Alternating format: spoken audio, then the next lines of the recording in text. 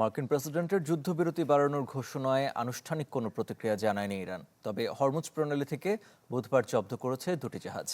ফেব্রুয়ারিতে যুদ্ধ শুরুর পর এই প্রথম জাহাজ জব্দ করল দেশটি। এদিকে শান্তি আলোচনার উদ্যোগ ভেস্তে যেতে বসলেও আশা ছাড়েনি পাকিস্তান। 2 সপ্তাহের যুদ্ধবিরতি যখন শেষের দ্বারপ্রান্তে, বিশ্ব যখন উত্তর খুঁজছে হামলা পাল্টা হামলা আবার শুরু হয়ে যায় কিনা, তখন মার্কিন প্রেসিডেন্ট জানালেন অনির্দিষ্টকালের জন্য বাড়ানো হয়েছে যুদ্ধবিরতি। যদিও ইরান এ ব্যাপারে কিছু বলেনি, কিন্তু শক্তিমত্তার জানান দিয়েছে হরমুজ প্রণালীতে। প্রিমিয়ার ওয়ারড্রোব, গুছিয়ে ফেলুন জীবনটাকে।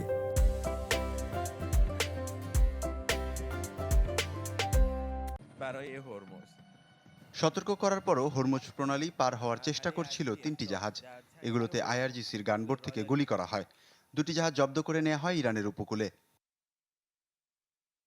অ্যাপামিনন্ডাস নামে গ্রিসের পতাকাবাহী জব্দ হওয়া জাহাজের ক্যাপ্টেন জানান, কোনো রেডিও সতর্কতা দেয়নি আইআরজিসি। তবে অভিযোগ অস্বীকার করেছে ইরানের নিরাপত্তা কর্মকর্তারা। জব্দ করা হয় ইসরায়েলি সরকারের মালিকানাধীন এমএসসি ফ্রান্সিসকো নামের আরও একটি জাহাজ। আইআরজিসি সেনাদের গুলিতে ক্ষতিগ্রস্ত হয় ইউফোরিয়া নামে আরও একটি পণ্যবাহী জাহাজ।